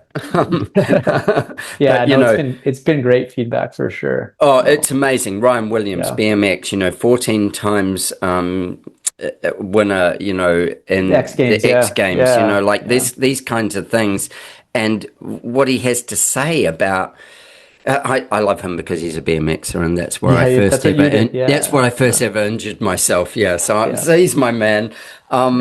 And my last one, was that Danny McCaskill. Well, I ripped ruptured my ACL in a mountain bike accident just last year, and I'm in a year long. I'm skiing again in 2 weeks, so perfect. I'm in a year long. Got to be back to it, and I surfed again in 90 days, and but I body surfed from. I reckon it was about 10 days after my operation, much to my orthopedic surgeon's horror. And then I went, this isn't enough. So probably about 30 to 40 days in, I bought a boogie board. And all I did was ring the surgeon and said, and the physio, and said, can I kick with flippers on? Will that do me any damage? And I'd done a fair bit of damage. So I'd cracked the tibia, I'd torn the meniscus, I'd smashed a cartilage, and ruptured the ACL. And they were like, no, it's this movement, you'll be fine. But getting in the water, we're really worried about you. Sure. Yeah. They're like, that's where you're going to do the damage, is getting in the water. And I'm like, right, what do I need to do? And they said, you need to lie down when it's a puddle and start pulling yourself out with your arms pretty much. I don't want you trying to walk out in flippers. I don't want that, because you'll get too much sideways movement in it, and you could rupture or re-rupture your ACL. Rebuilt ACL. But I agree with that. Those, thankfully. Well, I was just thinking, you're a dream patient of mine, honestly. Like I'd rather have those that are really up against that guardrail. Like I said, I don't care about what we can't do. Let's talk about what we can do. And find, and you know that you live that. In the short amount of time that I've gotten to know you, that's a no-brainer. And so I love that, because we're constantly, you're going to do this stuff. You're going to do the nutrition, you're going to do the strength, you're going to do the rehab. And you're going to get these little bite-sized pieces of your not old life, but your previous pre-injured life back, which is getting in the water, feeling the energy of the wave again, getting, tumbled around. And I was just thinking, as you were saying that, like those patients, I'm not putting in a bucket, but do the best. You do the best. You recover the best. You come back the best. Your mental health is the best. All of it. So. Your mental health stays strong through that. Yes. That's the thing. I try to normalize as much of the stuff. I was talking to one of my buddy who's a trainer, and I said to him, we have a mountain. Mike lives on this particular mountain. That's called Mount Coolum. And we have this mountain, and I used to, prior to rupturing my ACL, and I do have a replaced knee as well, but I used to be able to get up that mountain in around about 14 minutes. And it's a lot of stone steps going up, and it's uneven terrain, and I'd be about 14 minutes at the top. Now, most people, 25 minutes, something like that, they would get up there, and they're keeping moving. But I'd be pushing myself. 12 was my goal. I got to 13, but I didn't get to 12. And then I would actually run back down. And the running back down was this real cognitive response to, you have to be able to put your feet in the right place. You're visually really on it. If you fall, you're going to seriously hurt yourself. You're going to injure yourself. Not just hurt, you're going to injure yourself. And so running back down would take me around 10 minutes. But with that, I said to the physio, I'm going to do Mount Coolum. He's like, oh, seriously? And I'm like, seriously, I'm going to do Mount Coolum. And he's like, the orthopedic surgeon's like, you shouldn't be doing that. You've got a replaced knee. You the chances of wearing it out are too high. I said, yeah, you'll be able to fix it. Don't panic. That technology hasn't come that far. And I'm like, but we'll get there. Don't worry. And I'm only lightweight. I'm not heavy. So, and doing that cognitive response of running down and being very aware of where my feet go and the uneven surfaces and all that. It's a holistic training system, not just I'll just push some weights. I'll just do that. Absolutely. That's isolated, and I do that too. But the holistic one of my brain has to be on, my lungs have to be on, my sleeping, my food, all these things roll back into that. And then I go, okay, with a one single supplement rather than 50 bottles, it's like, how does that become easy? And then how does that get me to ski longer, surf longer? My trainer, when he said to me, what do you want to achieve? I said, I want to achieve skiing 6 days in a row from lifts open to lifts closed with no breaks. I'm happy to have lunch and stuff, but I do not want to break in my 6 days. If that mountain's open 6 days, and because I don't live at the mountain, I'm going there. I want 6 days of activity. I'm not interested in après ski and all the rest. We'll do some of that, but I'm there to ski. You're doing laps. It's a limited window. And then surfing. I always say you got your banana in your pocket. That's it. Yeah. So and the same with surfing. It's like how can I do, if I go on a surf trip, how can I surf 3 times in a day and not be so fatigued? So what is the body I have to build to do that and maintain to do that I can actually be safe in the last session? Absolutely. And I love the last wave. I love it. I don't mean to interrupt there, but I love what you said about holistic rehabilitation, because that's the only way you're going to get to the point of training what you actually need, one. But two, especially if you get on it early, like it sounds like you did, there's a level of having to be present in that activity that you can sometimes fake in the gym, right? And oftentimes just going through the motions. Like the consequences are much higher when you're running downhill after an ACL and any place and that sort of stuff. You mentioned proprioception or all of that stuff. Everything has to be on and firing and completely present. And that's why I tell patients, get outside, go do something, get in the water, go for a run, go for a hike, because you can do knee extensions all day long. You could do lunges and squats all day long. And I'm not saying don't do that. But do them too. Rehab. Yes, do them too. Do them too. Because you are in rehabilitation. You can't take your foot off the rehabilitation pedal. I sauna like 3-4 times a week minimum. I ice bath, not as often, maybe once or twice a week, I will certainly, summer and winter, I'm in the water, whether that be surfing, body surfing, or swimming. I'm beach walking, I'm climbing hills, I'm doing all these things, and I go, how do I do it better? But in the physical thing, because I don't want to go to the gym just to have a bigger leg. Right. Couldn't care less about the size of my leg. I care about what the leg can allow me to do. Exactly. That's all that matters. And I think that that's what I need to consider and think about when we do talk about what quote unquote aging or deconditioning means. Like, what does that mean better, right? Like, we have to ask the question is, where is the resistance, right? Like if you weren't able to do that in a row, is it mental fatigue, right? How do you feel mentally? Is it physical fatigue? Are you tired? What does your energy look like? There's no motivation. Or do you have pain, right? What's going on? Like what's preventing you? We call it metabolic demand. If you're fighting pain, your resources are getting shunted to a specific area. You lose resolve in other areas, whether it's mental or physical. And so we have to address all those things. Aging, to me, isn't chronological. It's a shift in the way that our cells respond to stimulus, but it's also a shift in how our cells generally show up for us. Energy declines, lower NAD availability. Sometimes the mitochondria just aren't firing as fast. Cells aren't communicating to each other. It's a cellular process and a communication process that starts to get blunted. And so when you talk about how do I do it better, you can train it, absolutely. But as we age, as we get more, and as we're charging more and more as we get older, we have to replenish. We need the building blocks, right? We need the precursors to the cells that are communicating to each other throughout our entire system. And that's why I'm a proponent of cellular medicine and regenerative medicine, supplementation, and all the different things that we're doing, sauna, kind of cold plunges. It's not just a fad. It's making a difference, and it's allowing us to, I keep saying it, show up better. I'll use your word. How do I do it better, right? You show up better in that capacity. That's the whole purpose behind all of this.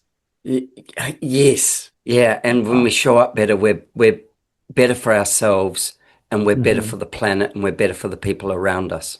Yeah, absolutely. We have more in the tank, right? Yeah. To give. Right? I just watched a little while ago that series with Chris Hemsworth. I haven't seen it yet. Is that the hard? No, I can't remember. No, it's like great. Is that where he swam in the cold water and there's two series on it, and the name escapes me as I say this. There's two series on it. One of them, they're both by, I think, filmed by National Geographic. And I remember now. He does these challenges, and he wraps the best people in the world around him to do it. But he goes and plays drums in a stadium. And with Ed Sheeran, because Ed Sheeran's a friend of his. He's got access to people, and I think of people like, Scott Eastwood. He's got access to people that he gets to play in these kind of spaces. And then all these athletes you deal with have access to communities like this. And with it, he's an actor, and he is going, I know that my mental decline is going to... It has the potential to start at 40. So let's build all the things I need to do so that my mental decline isn't a decline at all. It's actually a hill we're climbing, not downward. We're not falling off it. We're going up it. Right. And what do I need to do for that? And I look at things like, you say put in the boulders, that old analogy. You fill a jar with, the boulders and then the smaller stones and then finally the sand and finally the water, and that's how you get everything in the jar, is put the big elements in first. And the exciting thing that I think with, North and this whole view of it, because there's multi-supplements and stuff out there, but not that are broken into those 7 pieces of support, and not that are clinically proven. I have this thing around, because I work in the sauna space with part of my design business. I don't do infrared saunas because there is no data and there's no standard that's globally recognized. I just go to all my clients, I go, do hot rock. Just do hot rock. It's worked for 1,000 years. It'll work for 1,000 more. We don't need to be the guinea pig that learns that the other was doing them any damage. But I'll do infrared on a specific spot. I just don't go, absolutely. I don't need it around my head. I don't need it around my brain. It's a different kind of substance than the muscles and the ligaments.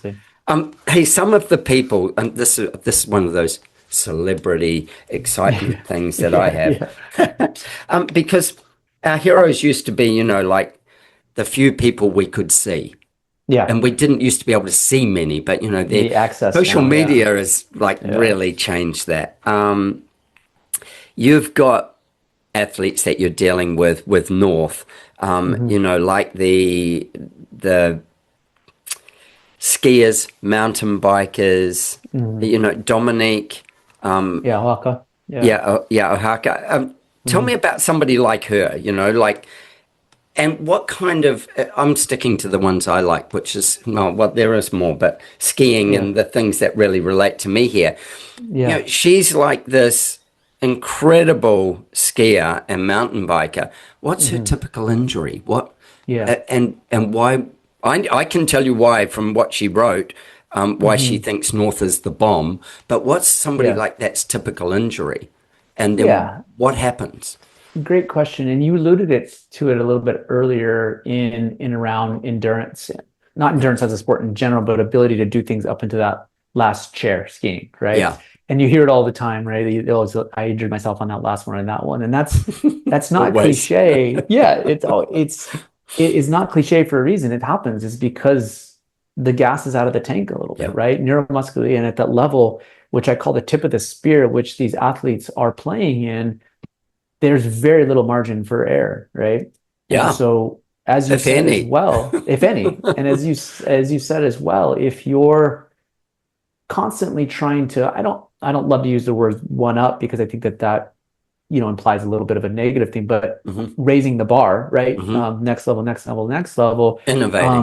Innovating. Thank you. Yeah. Then you're running the risk of injury. And so where I typically see injuries in my action sports athletes is when they are, as they would describe pin, when they've been doing it, pushing and kind of going hard for multiple days in a row, and they're trying to innovate. They're trying to get this last trick, this last, spin or turn or whatever they're trying to do. And then oftentimes they come in and say, I should have stopped. I should have just ended at that time as well.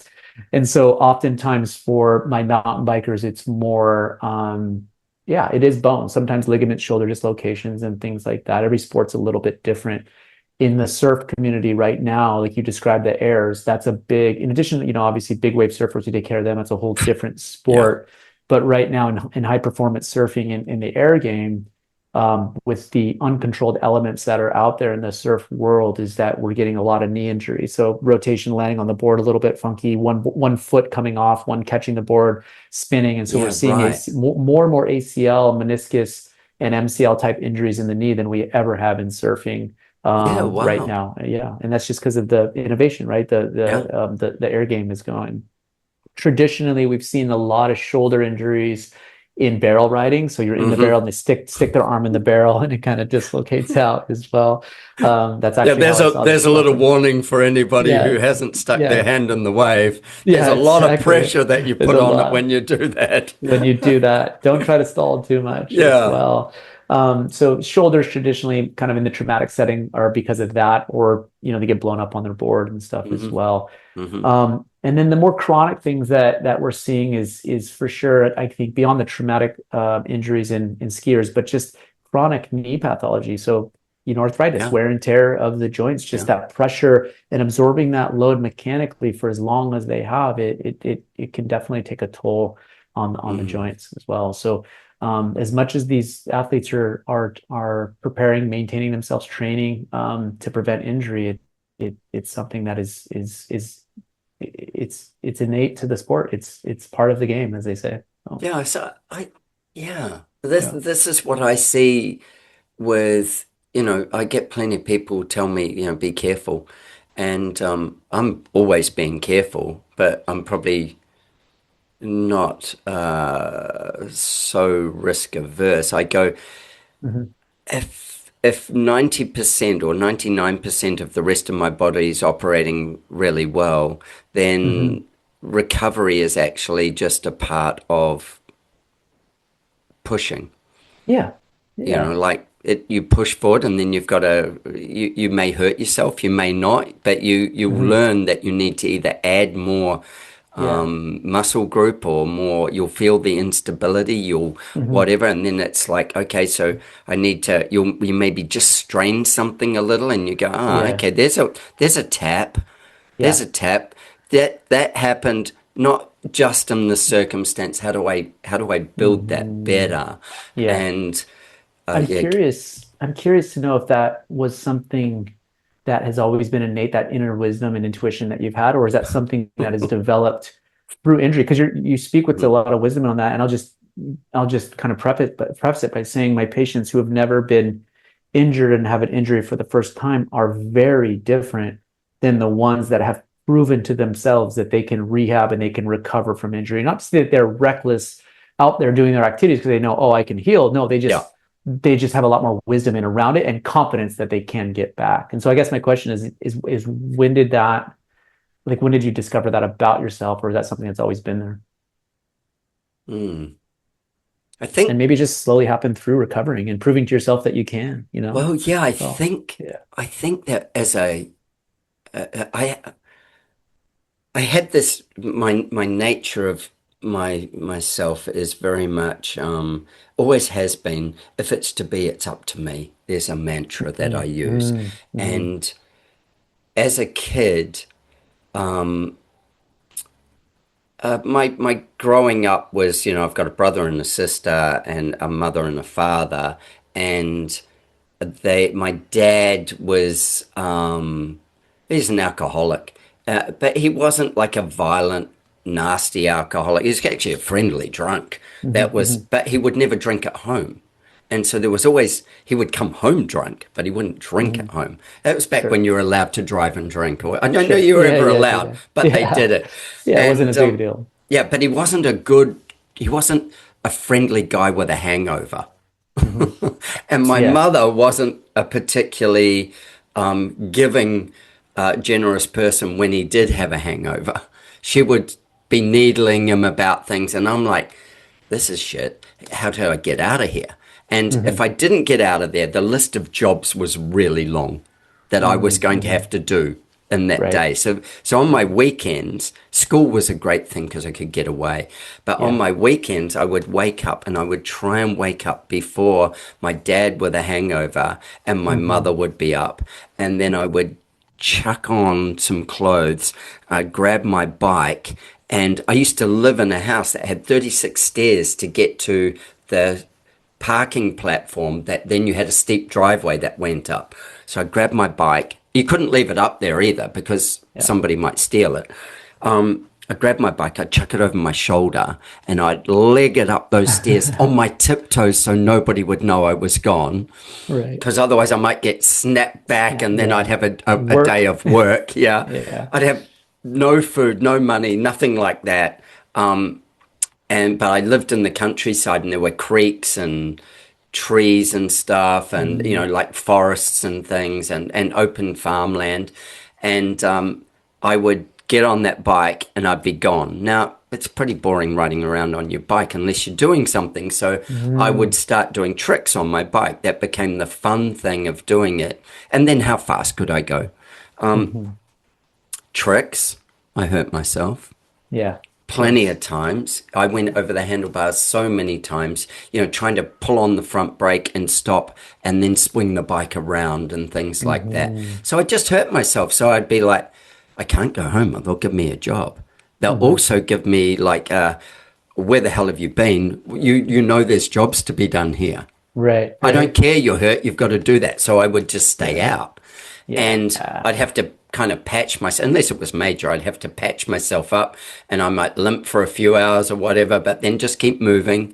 And there's this belief that built from doing that if you try to go over a jump, you progress. You start out with a little piece you ride over it first, maybe, then you might ride to the top of it, and then you drop off on it, and then you go a bit further, and then you go a bit further, and then within an hour you're launching yourself off it. And then, then it's about the landing. It's not about getting over it. It's about how you land, and then what that does. Does it break the bike? Does it break you? How many times do you fall off? What's that accident like? But when every Saturday morning, your first thing in your mind is I got to get out of here, otherwise I'm going to be working. Right. You don't have time to think about that. Injured or not injured, I would do it. And then I had some big accidents, dislocated knees and things like that, from just pushing it on the bike. And Yeah, I don't know. Every time I ended up with recovering and being able to go and do something again. So there's just this belief that if you, in my case, you don't need total medical intervention for anything.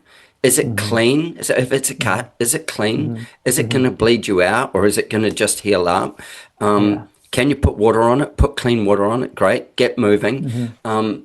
This isn't going to stop you, is it? It's going to heal.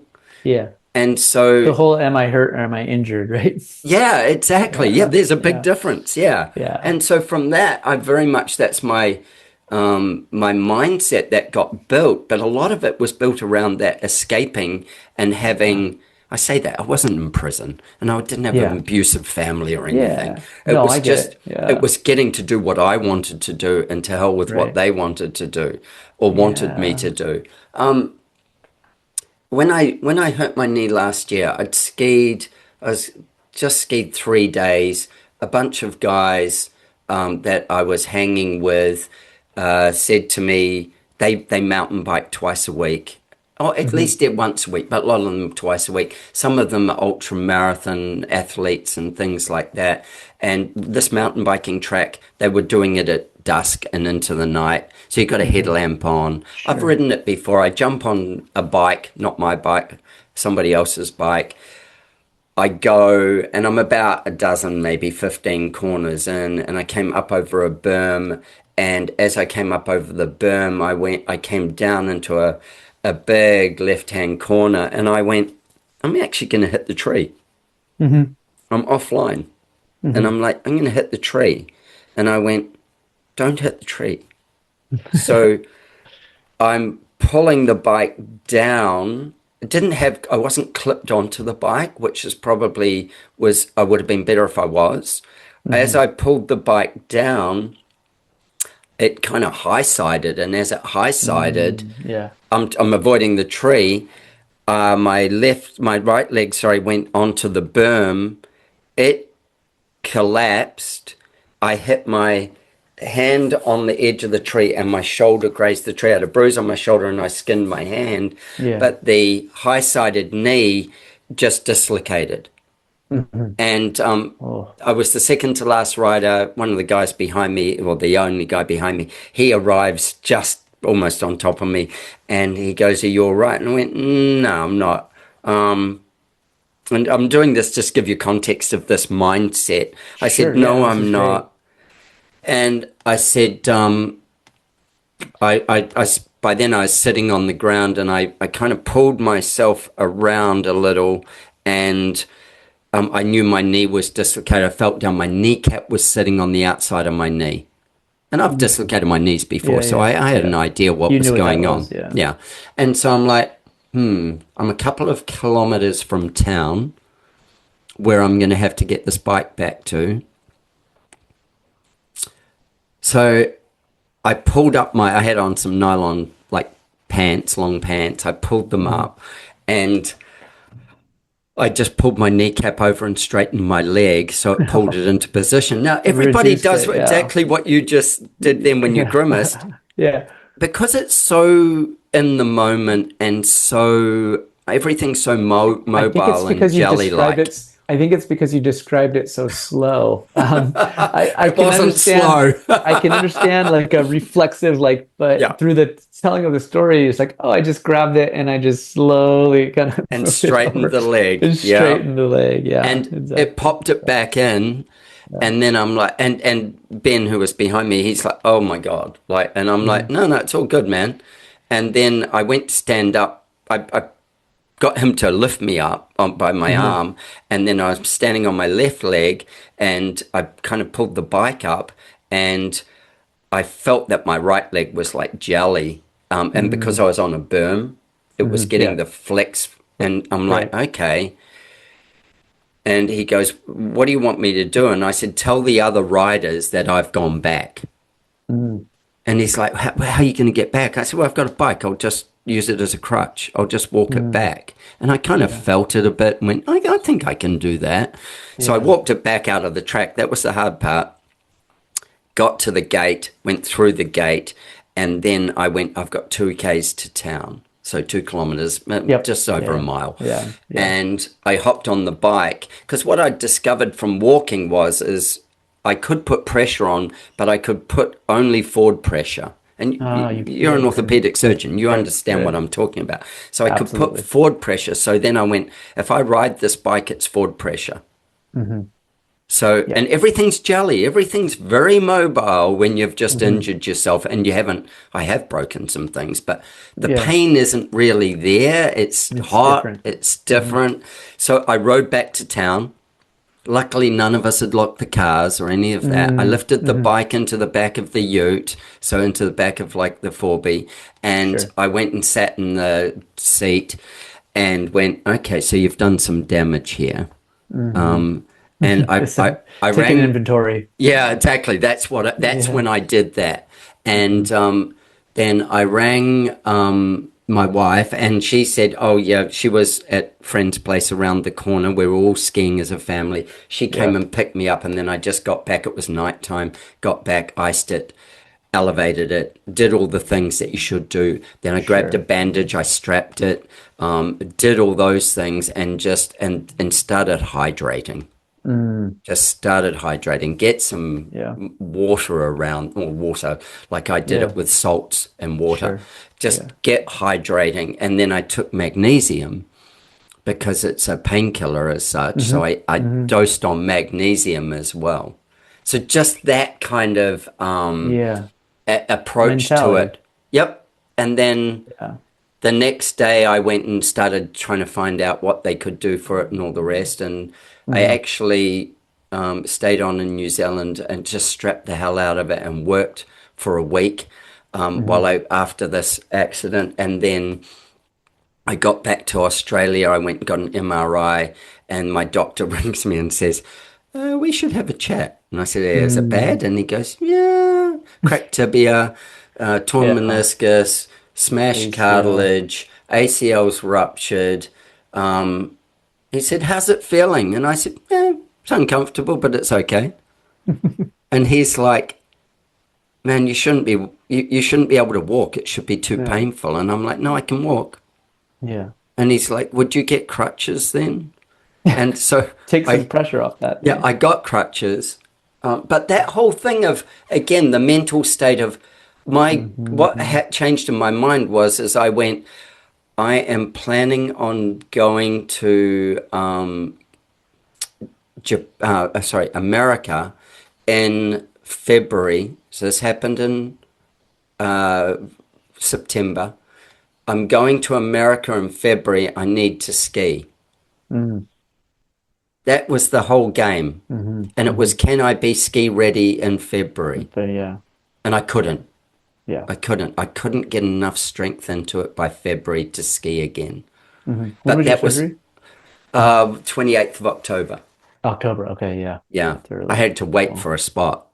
But that whole thing of, can I get myself ready for then became the goal. Can I surf again? When can I do these? When can I hike again? What can I do? And I told you before, I started this recovery thing of walking,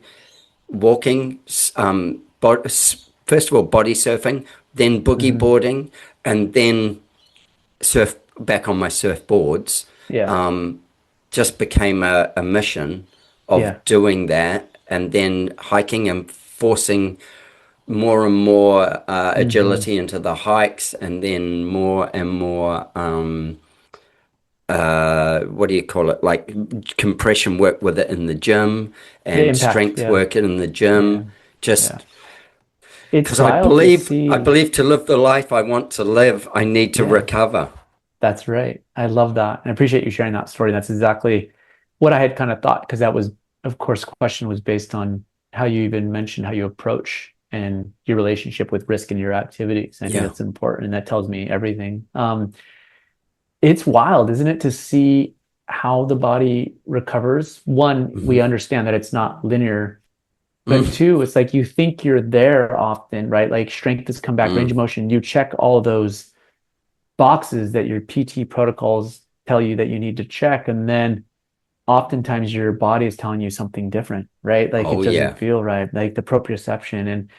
And that's That's why I love the cellular aspect of everything. I know I keep saying that, but the energetic aspect and everything is that we think about healing in the orthopedic world as plates and screws and grafts and sutures, right? Yeah.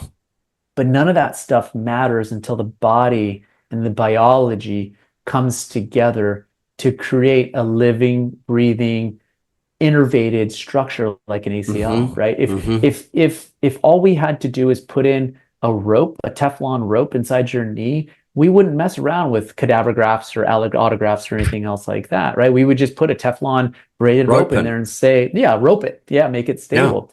But it communicates to our body. It communicates to our knee, and our knee needs to communicate, interact with, our body at the same time. Everything has to kind of work together. So that graft needs nerve endings and it needs blood flow, and all that stuff comes together. And so when we talk about healing and recovery, you can build a foundation, you can build a house kind of around it. But if the inner workings and the plumbing and the electrical and all that stuff, that I call the cellular aspect isn't there, you'll never feel normal. It'll never feel right. Do you know, you're saying it and it's putting blocks in for me where I am understanding my behaviors.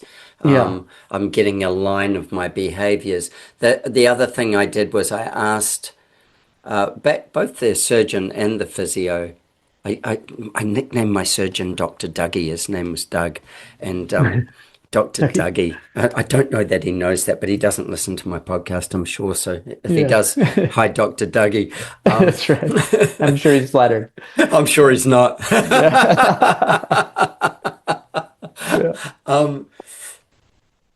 I said to him, describe exactly what you've done to me and so he stripped out of the hammy and he did all those pieces. And then he said, like, there's a button here and there's a hole here and then this is attached down here. And, I said, so describe all that to me, which he did. And then I did it. I wanted it to be as descriptive as possible.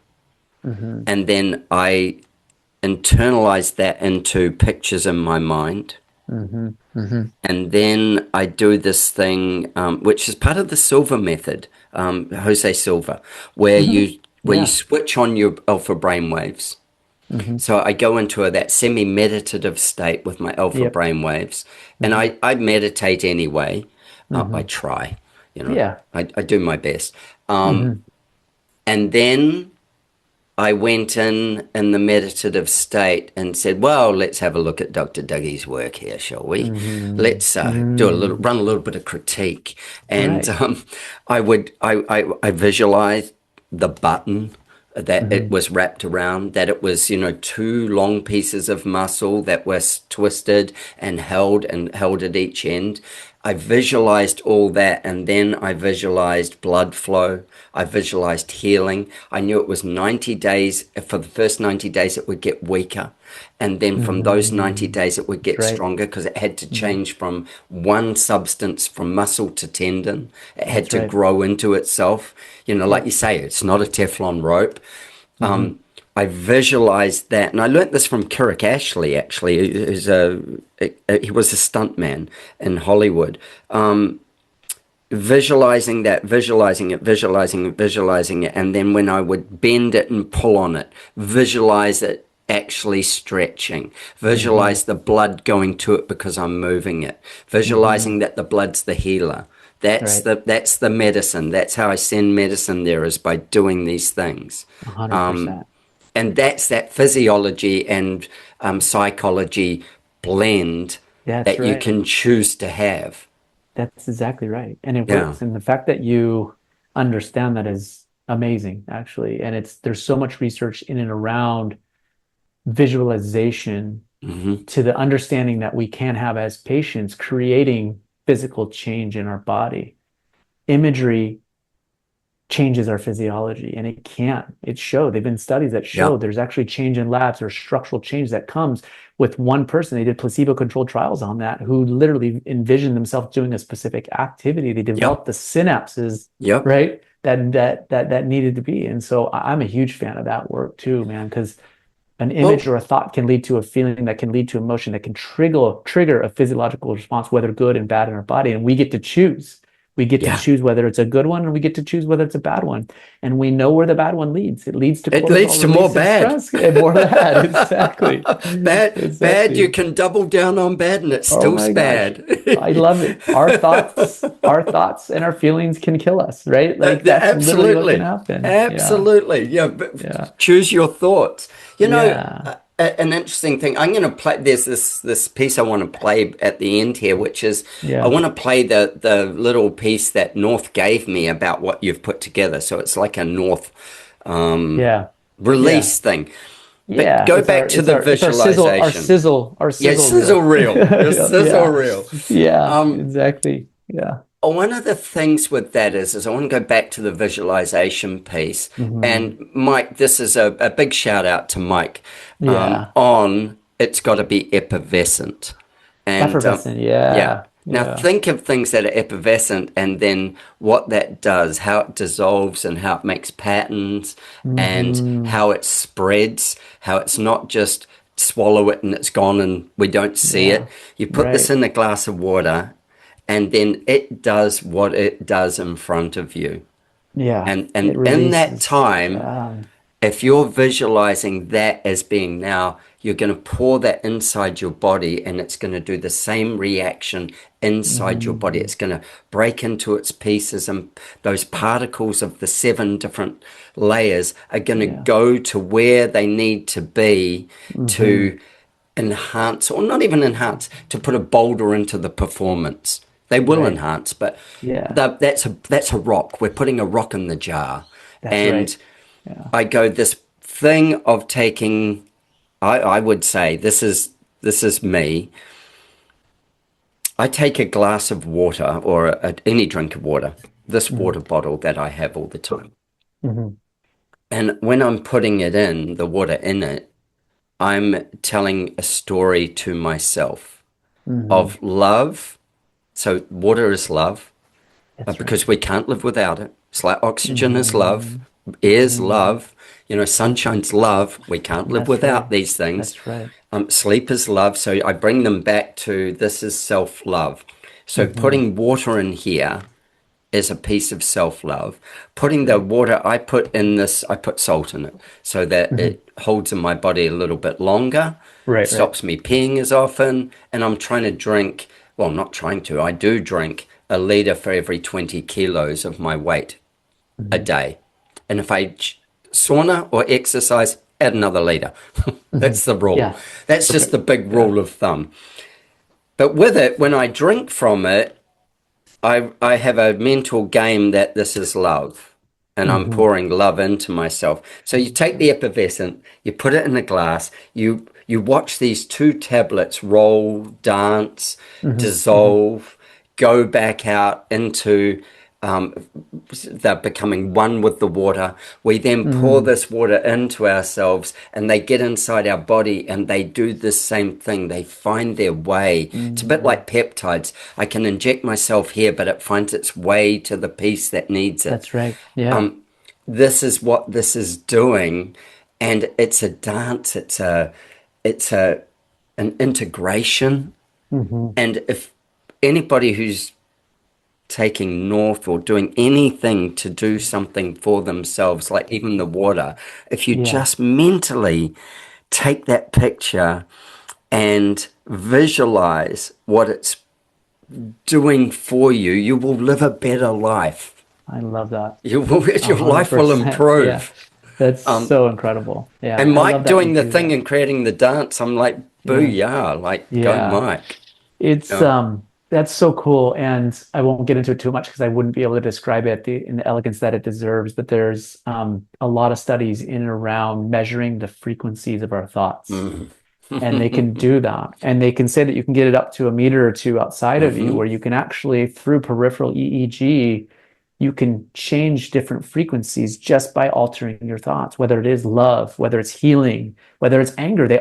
Every single thought has a frequency. You know this. I don't have to describe you. Yeah. And beyond who we are as cells that are constantly dividing and dying off all the time, we're frequencies, and every cell responds to a different frequency. And so what you described is exactly right. And there's studies that support it, is that we can alter and we can change what we consume and what we're body and how it behaves in our body by directing specific frequencies through that. And they've done that. There was this movie called Frequency that recently came to Santa Cruz, a documentary, and they have machines that actually, in the state, we understand water is steam and it can be ice and it can be liquid, but there's this gel phase that's in between where it has, you can see designs in the water right before it freezes, right? Like the crystallizes. Yeah.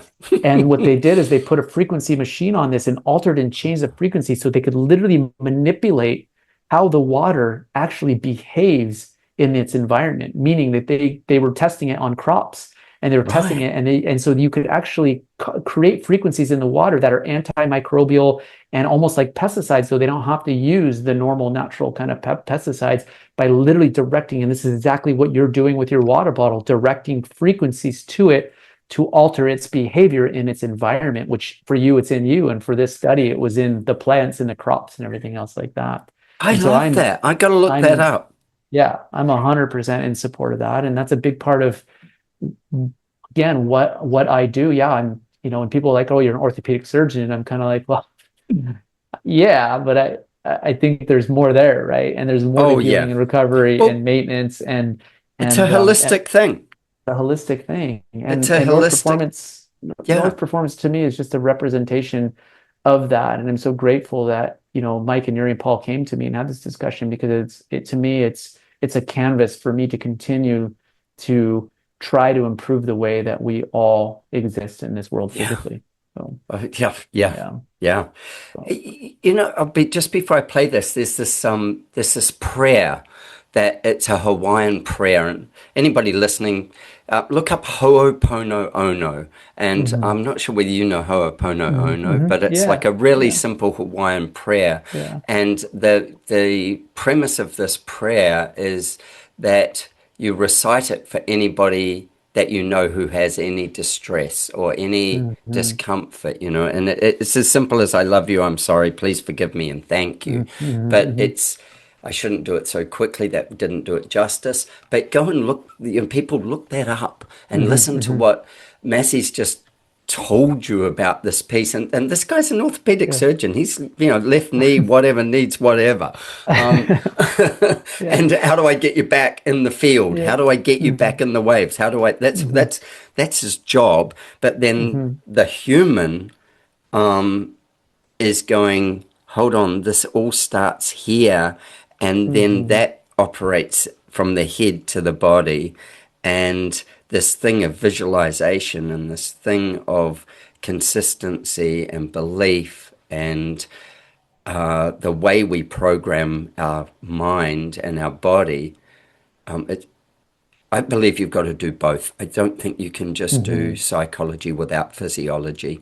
I think you've got to do both to really get a benefit, and it also anchors things into you, and it's a physical anchor as well as a mental anchor. I'm going to play this last video, man, and then we'll do a goodbye. But this last video is the one from North, and anybody who is not watching on YouTube, please come on YouTube, watch the Rogan clip, because I loved having Rogan on my show. And awesome. Scott as well. I mean, they're my two biggest guests ever, and then you're next, so good.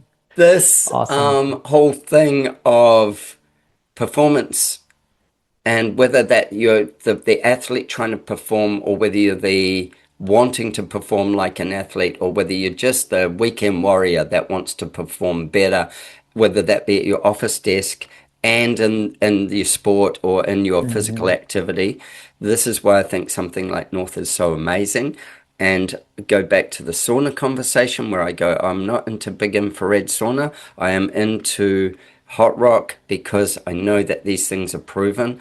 And when I look at the supplement thing, it's a confusing landscape. Something like this, where it's been deliberately designed to be proven and proving itself to work so well, I go, I'm excited to have the opportunity just to share this stuff with people, because it's so. Thank you so much. It's so amazing that people care about it enough, and that it's evolved.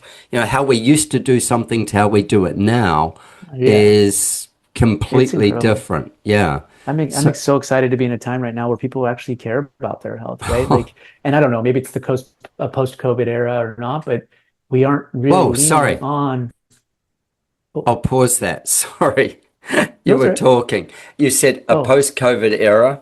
oh, I was just saying, yeah, like is whether or not it's because it's the post-COVID era and maybe we've through what we've discovered with, COVID, meaning it affected those who weren't Hmm. necessarily, affected everyone, I'd say, but for the majority of the part, it was those who weren't dialed in on their health, right, as well.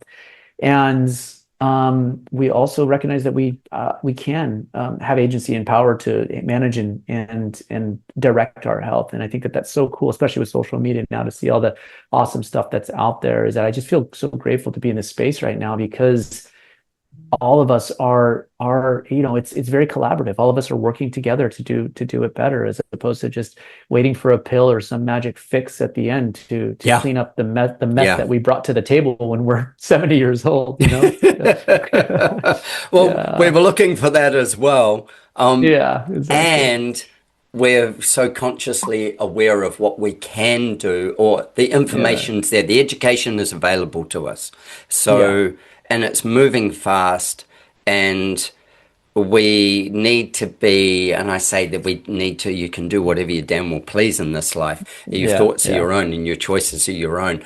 We get the opportunity to take that education and dig a little deeper, and with that Hmm. education decide how we want to be and how we want to live in the future. I think that's the big point. And then having the right knowledge around us, it's where you get your education Sure. and how that education has come about. Because there's a lot of people that will tell you they're the guru of something, and they may be of that, but are Hmm. they the guru of a broad enough spectrum? And we need Hmm. specifics, we need little specifics, but we also need an overriding platform. We need those big rocks. And if we Yeah, don't have them, then it doesn't really matter. yeah, Let's yeah. You let's can't play start. this video. Yeah, for Um, sure.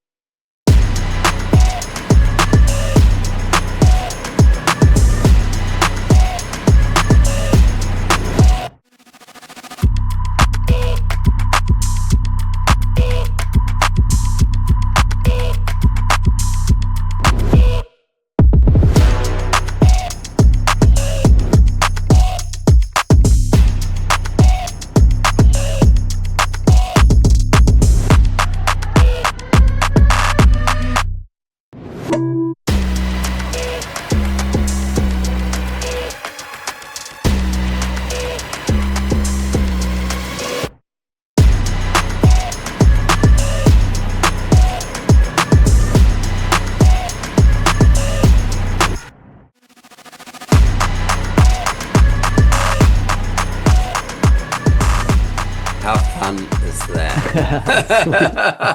That that doesn't get you is jacked up. I don't know what does. Yeah, exactly. it's If that so doesn't good. do it for you, Yeah, yeah, and just that's hop back in your chair and watch that's TV. that's right. That's Paul Oliver at Difference at New Zealand and his team. So he's the chief marketing officer, and his team is behind all of everything that you see there, the branding, Yeah. the logo, all of it. And yeah, they just did such a killer job. And Oh obviously we yeah. have such an epic team. And yeah, I think, a lot of times people say, oh, where did North come from? And I speak a lot, and I wouldn't say it's necessarily, I mean, we all kind of came up with it together, but one person's North Star is not another person's North Star, right? And we all have whatever that is out there that's motivating us to get out of bed. For me, I think similar to you is to live the most full, active, physical, spiritual life that I can and be the best person for my family, my community, and my patients. And in that, I need to have a physical side. I need to get outside, I need to get in the water. For other people, it's going on that 1 mile walk every single day, right? Or being there for their grandkids, or being a coach, or whatever it is. We all have our North Star that we need to continue to lean on, especially when times are tough. And so that's where North Performance was born, is that it means something, right? We all have our North Star. I love it. I love it. I just love it. I love the fact that the minds that have put it together are so aligned with people living better lives actively. Yeah. This is and it's holistically as well. It's not, and North is a rock in the jar. There's all the other rocks you've got to get in your jar as well, but North's a rock in the jar, and it just supports the baseline of putting that together. And hey, it means you can drop 2 tablets, dream about where it goes in your body and how that's going to let you do something, and then you go out there and you can repair, recover all those pieces, as well as excel. Man. And then it's got guys like you behind it, which is just golden. Yeah. Golden. Oh, thanks. It's been so fun, and this conversation's been awesome. I mean, I know we had a chat a little bit before, and we've talked in the past, but I just want to say it's been really cool to get to know you even more just through this conversation. And I think we resonate at the same frequency on a lot of things here. I'm sure we do. So I love it. Super fun. I always love doing a podcast where I go, I found a new life friend.